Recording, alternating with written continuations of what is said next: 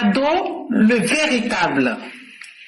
Dites-nous, qui oserait aujourd'hui, dans l'état actuel des choses, mettre en doute l'efficacité du docteur Ouattara à la tête de la Côte d'Ivoire?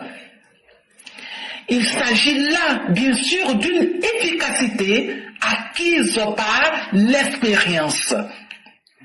Il est vrai que d'aucuns me diront qu'être président de la République est un métier comme tout autre. Mais exercer cette fonction de président de la nation ne sied pas à tout le monde.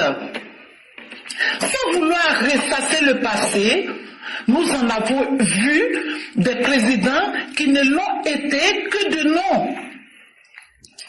Son prédécesseur, par exemple, le prédécesseur du président Ouattara, est bien loin d'avoir eu les qualités d'un chef d'État. Il a été celui qui n'a jamais admis d'avoir perdu. Non. Il n'a jamais perdu. En effet, le bien nommé Gbagbo n'a jamais rien fait de mal. C'est toujours la faute à Simone ou au peuple. C'est pourquoi nous aimerions qu'il nous donne la raison fondamentale de sa largesse financière qu'il a accordée à Jacques Chirac, mais aussi ce qu'est devenu l'achat de la chocolaterie américaine. Nous avons le droit d'en savoir plus et lui, il a le devoir de s'exécuter. Savez-vous pourquoi? Pourquoi Gbagbo devrait revenir sur son passé? Cela servira de leçon à tous ceux qui sont arrivés comme un cheveu sur la soupe pour vouloir prendre la commande du navire ivoire. Accompagner le président Ouattara dans la vérité pour qu'il continue son noble travail à la tête de notre beau pays, telle est la mission que nous, élèves éclaireurs pour vérité, nous nous sommes assignés. Tâchons de ne pas nous laisser déconcentrer dans cette mission à cause des charlatans. D'ailleurs, il n'y a pas de raison. Il n'y a pas de raison qu'on se laisse avoir par ces charlatans. Ils n'ont rien à proposer. Ils nous brandissent des muscles qui sont devenus flasques. Et même s'il leur arrivait de vouloir se battre, de vouloir se bagarrer, comme ils le disent, ils trouveraient foule devant eux. Merci et à bientôt. Merci infiniment à Mère Blanc avec une voix prestigieuse, avec une lecture limpide et une cohérence qui ferait même pâlir Cléopâtre. Elle a mis à nu un homme qui est le symbole des incapacités. C'est comme un militaire qui dit avoir été entraîné pour ce qu'il n'arrive pas à faire. Comme un médecin qui a peur de soigner les malades. Laurent Gbagbo lui-même est un grand malade. Un grand malade qui n'a jamais pu trouver des solutions à ses propres problèmes, au point que l'irresponsabilité est devenue son domaine de définition. Et c'est triste. Un homme, quand tu décides de diriger dans ta société, tu dois aussi être capable d'assumer les responsabilités de tes actes. Chers parents, ne nous laissons pas distraire. Ces opposants ne sont pas plus forts que nous. Ils ne sont pas plus violents que les moyens que l'État a. Restons déterminés, restons sereins. Que personne n'ait peur, que personne ne se sente affaibli. Restons déterminés. Ce combat, nous le gagnerons parce que nous sommes dans la bonne voie. Et ça me ferait plaisir de dire à Laurent Gbagbo et à tous ceux qui le suivent que je les compare à des tarentules. Et comme disait le grand maître Friedrich Nietzsche, regarde, Voici le repère de la tarentule. Veux-tu la voir, la tarentule? Voici la toile qu'elle a tissée. Touche-la, touche-la, touche-la, pour qu'elle se mette à s'agiter. Et elle vient sans se faire prier. La voici. Sois la bienvenue, tarentule. Le signe qui est sur ton dos est triangulaire et noir. Et je sais aussi ce qui est dans ton âme. Il y a de la vengeance dans ton âme. Partout où tu mords, il se forme une croûte noire. C'est le poison de la vengeance qui fait tourner ton âme. C'est ainsi que je vous parle en parabole. Vous qui faites tourner l'âme, prédicateurs de l'égalité, vous êtes pour moi des tarentules avides de vengeance secrète. Mais je finirai par révéler vos cachettes. C'est pourquoi je vous ris au visage, avec mon rire de hauteur. C'est pourquoi je déchire votre toile, pour que votre colère vous fasse sortir de votre caverne de mensonges, et que votre vengeance jaillisse derrière vos paroles de soi-disant justice. Car il faudrait que l'homme soit sauvé de la vengeance. Ceci est pour moi le point qui mène au plus haut espoir. C'est un arc-en-ciel après de longs orages.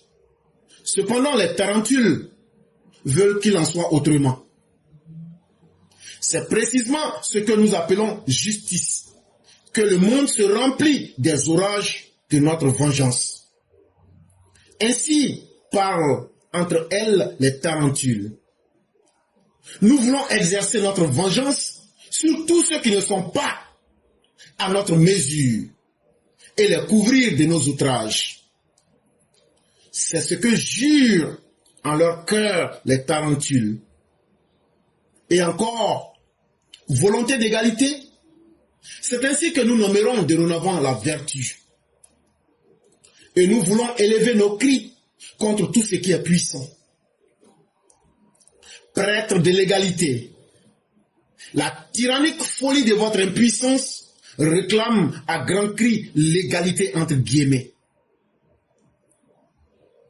Votre plus secrète concupiscence de tyran se cache derrière des paroles de vertu. Vanité aigrie, jalousie contenue. Peut-être est-ce là la vanité et la jalousie de vos pères. C'est de vous que sortent ces flammes et ces folies de vengeance. Ce que le Père a tué, le Fils le proclame. Et souvent, j'ai trouvé, révélé par le Fils, le secret du Père. Ils ressemblent aux enthousiastes. Pourtant, ce n'est pas le cœur qui les enflamme, mais surtout la vengeance. Et s'ils deviennent froids et subtils, ce n'est pas l'esprit, mais c'est surtout l'envie qui les rend froids et subtils. Leur jalousie les conduit aussi sur le chemin des penseurs. Et ceci est le signe de leur jalousie. Ils vont toujours trop loin. C'est ainsi que leur fatigue finit par s'endormir dans la neige. Chacune de leurs plaintes a des accents de vengeance et chacune de leurs louanges a l'air de vouloir faire mal. Pouvoir s'ériger en juge leur apparaît comme le comble du bonheur. Voici cependant le conseil que je vous donne, mes amis. Méfiez-vous de tout ce dont l'instinct de punir est puissant. Méfiez-vous de tout ce dont l'instinct de punir est puissant. Méfiez-vous de tout ce dont l'instinct de punir est puissant. C'est une mauvaise engeance et une mauvaise race. Ils ont sur leur visage les traits du bourreau et du ratier. Méfiez-vous de tous ceux qui parlent beaucoup de leur justice. En vérité, ce n'est pas seulement le miel qui manque dans leurs âmes. Ils appellent eux-mêmes bons et justes. N'oubliez pas qu'il ne leur manque que la puissance pour être des pharisiens. Mes amis, je ne veux pas que l'on me mêle à d'autres. et que l'on me confonde avec eux. Il y en a qui prêchent ma doctrine de la vie, mais ce sont en même temps des prédicateurs de l'égalité et des tarentules. Elles parlent en faveur de la vie. Ces araignées venimeuses, quoiqu'elles soient accroupies dans leurs cavernes et détournées de la vie, car c'est ainsi qu'elles veulent faire mal.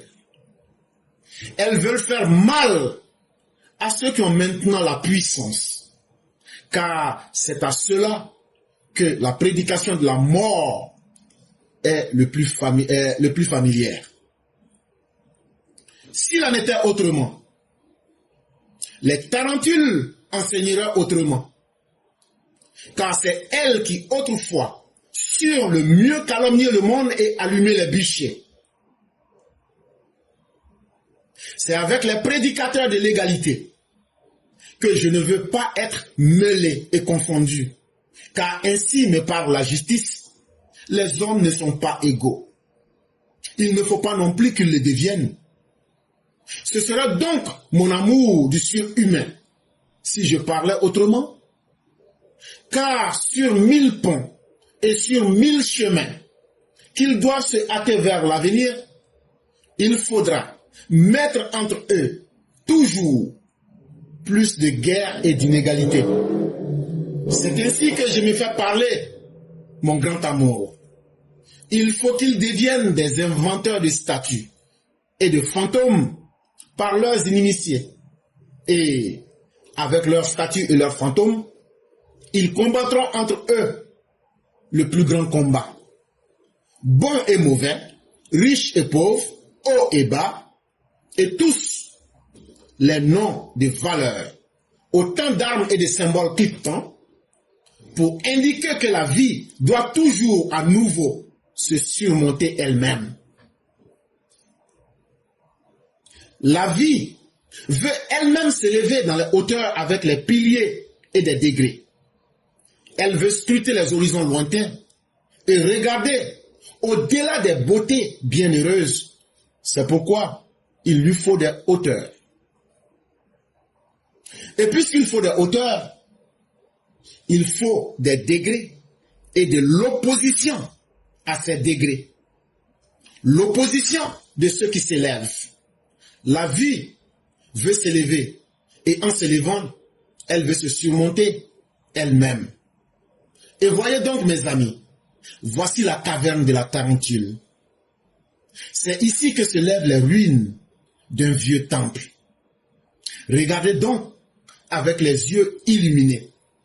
En vérité, celui qui assembla jadis des pensées en un édifice de pierre, dressé vers les hauteurs, connaissait le secret de la vie comme le plus sage d'entre tous. Il faut que dans la beauté, il y ait encore de la lutte et de l'inégalité et une guerre de puissance et de suprématie. C'est ce qu'il nous enseigne ici, dans le symbole le plus lumineux. Ici, les voûtes et les arcos se brisent divinement dans la lutte. La lumière et l'ombre se combattent en un divin effort. De même, avec notre certitude et notre beauté, soyons ennemis, nous aussi, mes amis. Assemblons divinement nos efforts, les uns contre les autres. Malheur, oh malheur, voilà que j'ai été moi-même mordu par la tarentule. Ma vieille ennemie, avec sa certitude et sa beauté divine, m'a mordu au doigt. Il faut que l'on punisse. Il faut que justice soit faite. Ainsi pense-t-elle. Ce n'est pas en vain que tu chantes ici des hymnes en l'honneur de l'inimitié. Oui, elle s'est vengée. Malheur. Elle va me faire tourner l'âme avec de la vengeance.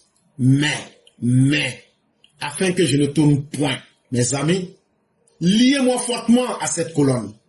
J'aime encore mieux être un stylite qu'un tourbillon de vengeance. En vérité, Zarathustra n'est pas un tourbillon et une trombe, Et s'il est danseur, ce n'est pas un danseur de tarentelle. Ainsi parlait Zarathustra.